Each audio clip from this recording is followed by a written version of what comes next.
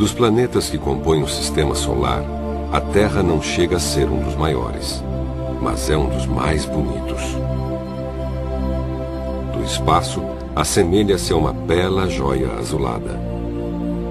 Em sua superfície habitam bilhões de seres humanos. Uma boa parte deles, algum dia, já se perguntou ao olhar para o céu numa noite estrelada: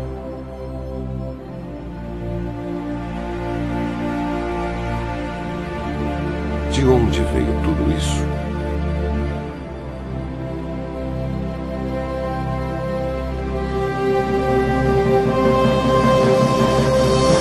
A criação.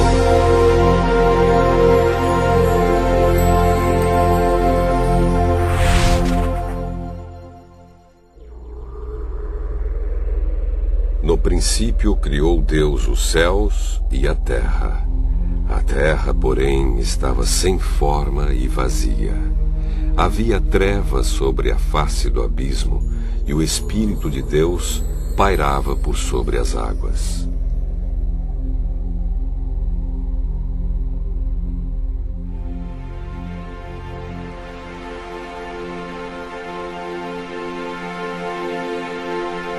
Disse Deus: haja luz.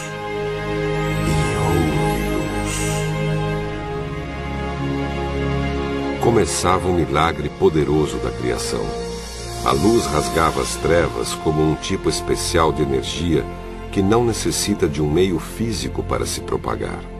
Seus raios velozes seguiam a 300 mil quilômetros por segundo no vácuo espacial, até chegar ao planeta coberto pelas águas, inundando-o de claridade e revelando toda a beleza da joia azulada, pairando silenciosamente no espaço. E viu Deus que era boa a luz. Deus chamou a luz dia e as trevas noite. E foi a tarde e a manhã do primeiro dia. E disse Deus: haja firmamento no meio das águas e separação entre águas e águas. No segundo dia, a atmosfera da Terra foi planejada para manter a vida com os gases na proporção certa. Saturno, por exemplo, é tão grande que seu campo gravitacional retém enormes quantidades de hidrogênio e hélio.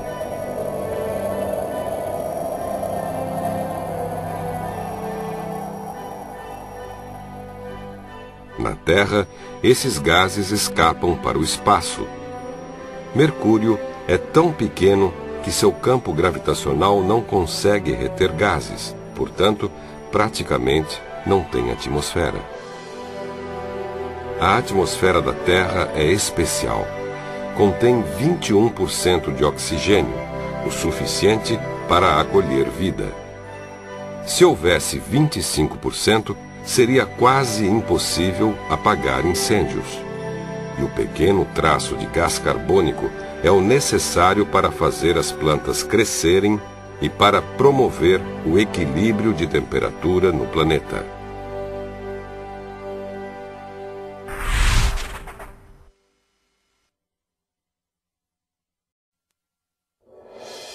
Disse Deus: ajuntem-se as águas debaixo dos céus num só lugar, e apareça a porção seca. A crosta terrestre foi carinhosamente planejada para sustentar a vida.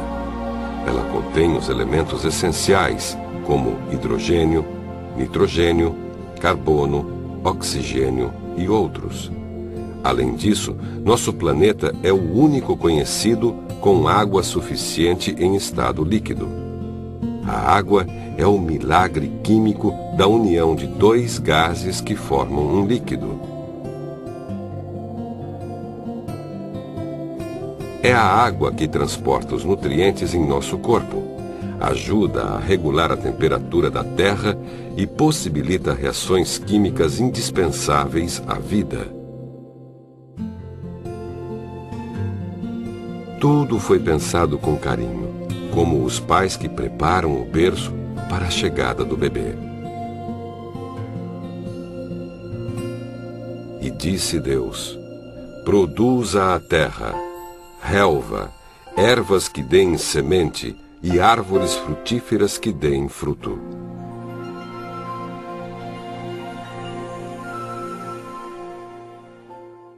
Além de um berço para dormir e um lar para morar, o bebê precisa de alimento apropriado.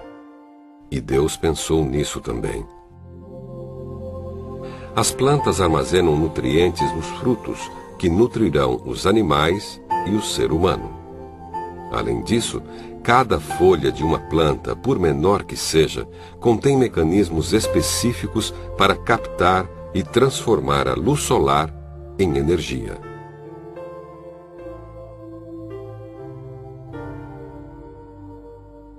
A folha é como um laboratório de última geração, que percebe a mudança da duração dos dias e desencadeia funções que determinam se está na hora de a planta dormir ou crescer.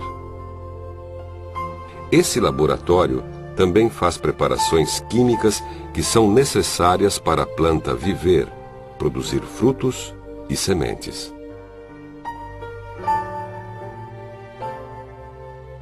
E viu Deus que isso era bom, e foi tarde e manhã, o terceiro dia.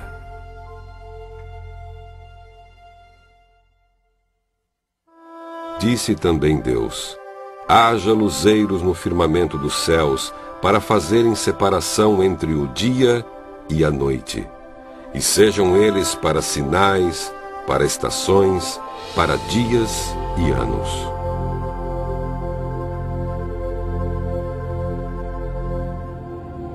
O Sol é outro presente de Deus. Ele é muito importante para a vida na Terra, atuando como motor da dinâmica atmosférica e oceânica e fonte para a fotossíntese das plantas.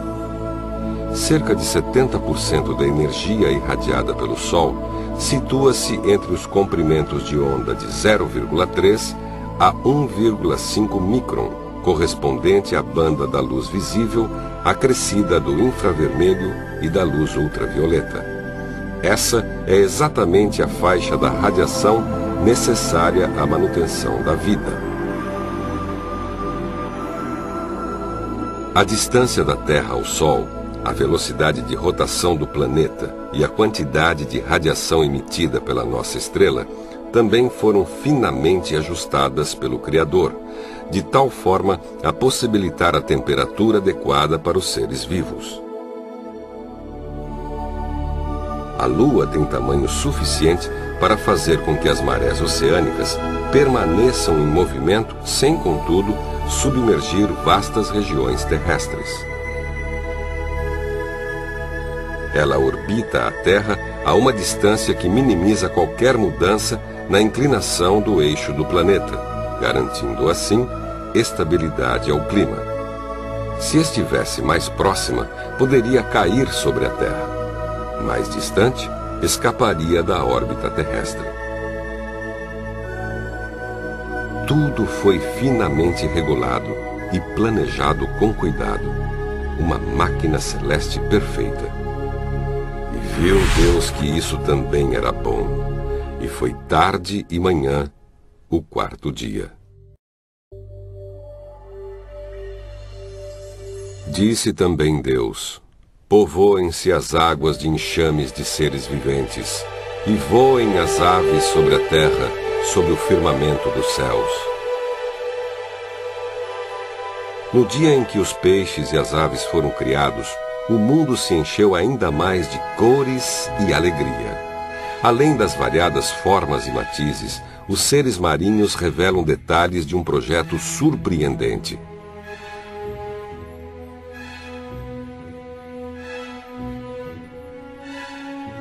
Os golfinhos, por exemplo, possuem um sistema de orientação que inspirou a invenção do sonar dos navios.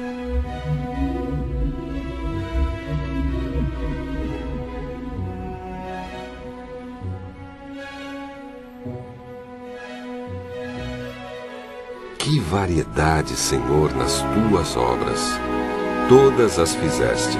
Cheia está a terra das tuas riquezas. Eis o mar vasto, imenso, no qual se movem seres sem conta, animais pequenos e grandes.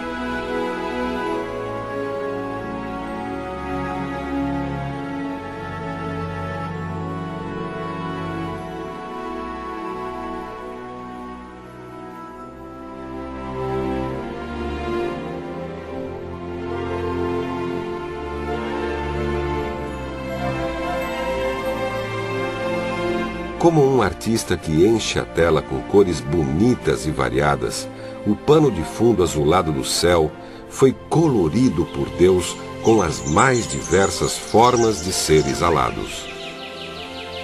As aves foram magnificamente projetadas para voar. A maioria de seus ossos são ocos ou esponjosos, o que as torna muito leves. Além disso, elas são dotadas de músculos fortes, capazes de produzir movimentos vigorosos.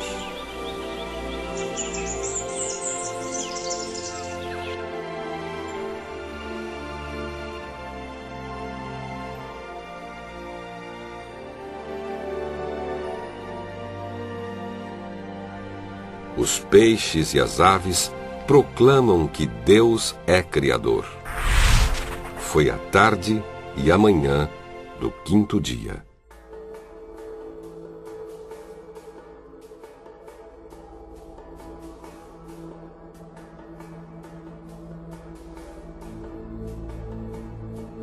Disse também Deus: produza a terra seres viventes conforme a sua espécie, animais domésticos, répteis e animais selváticos, segundo a sua espécie.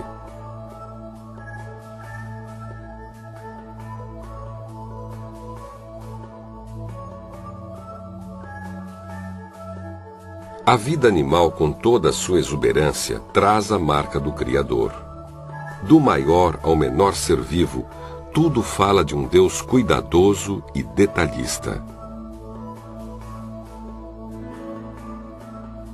As mães de muitos desses animais cortam o cordão umbilical dos recém-nascidos e estimulam os filhotes, lambendo-os. É o tipo de comportamento que tinha de estar certo na primeira vez, levando-nos a crer que esses animais foram criados com esse importante instinto de sobrevivência. E o que dizer dos seres que vivem em sociedades e colônias? As abelhas são exímias construtoras, capazes de fabricar favos com células hexagonais que aproveitam ao máximo o espaço disponível para armazenar mel. É inconcebível imaginar esse inseto fabricando favos na base da tentativa e erro ao longo de milhões de anos. O próprio Darwin chegou a admitir que essa engenhosidade das abelhas poderia derrubar toda a sua teoria. As formigas e os cupins dependem de conjuntos de complicados instintos para sobreviver. Como esses instintos poderiam se desenvolver aos poucos? Até que estivessem funcionando completamente, os animais já teriam desaparecido. Faça perguntas às aves e aos animais, e eles o ensinarão. Peça aos bichos da terra e aos peixes do mar, e eles lhe darão lições. Todas essas criaturas sabem que foi a mão do Deus Eterno que as fez.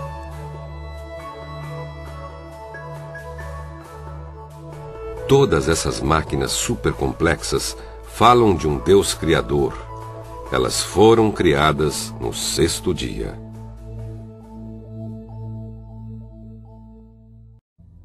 Também disse Deus: façamos o homem à nossa imagem, conforme a nossa semelhança.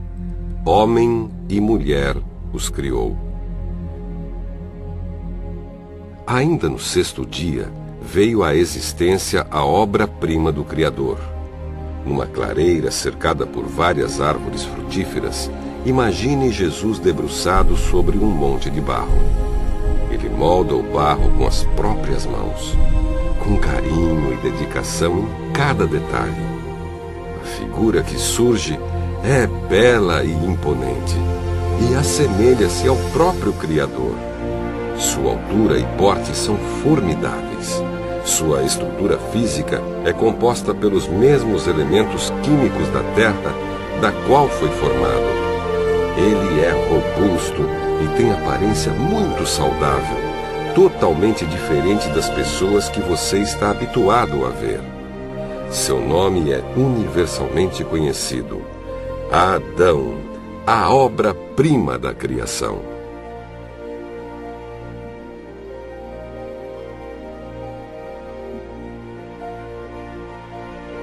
Certamente você está ainda mais curioso agora, pois sabe o que vem em seguida. Como seria a Eva? Seria realmente tão bela quanto se imagina? Você nota Adão dando nomes aos animais e percebendo-se só. Observa-o adormecer e, mesmo sem compreender muito bem o que ocorre em seguida, uma espécie de clonagem super avançada, vê surgir diante do homem uma criatura de incomparável beleza. Carne de sua carne, osso de seus ossos, a companheira perfeita. É quase possível ler os pensamentos de gratidão do Adão boquiaberto.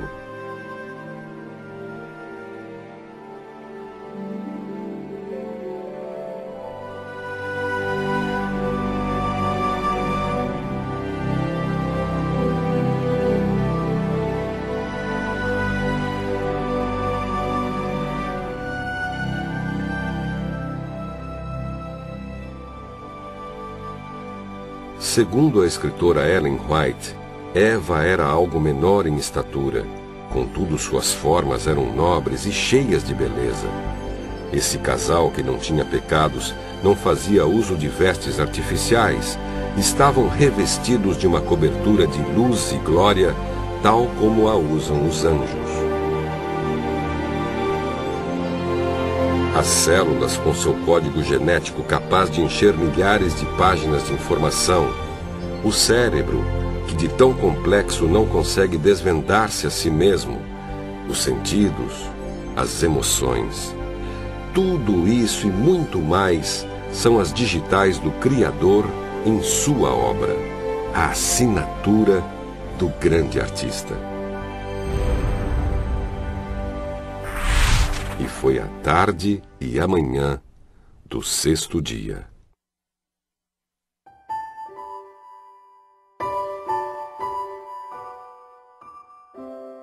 Assim, pois, foram acabados os céus e a terra e todo o seu exército. E havendo Deus terminado no sétimo dia a sua obra que fizera, descansou nesse dia de toda a sua obra que tinha feito.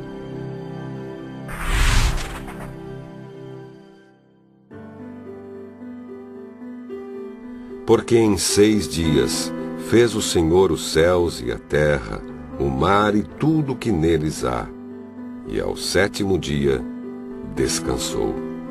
Por isso o Senhor abençoou o dia de sábado e o santificou.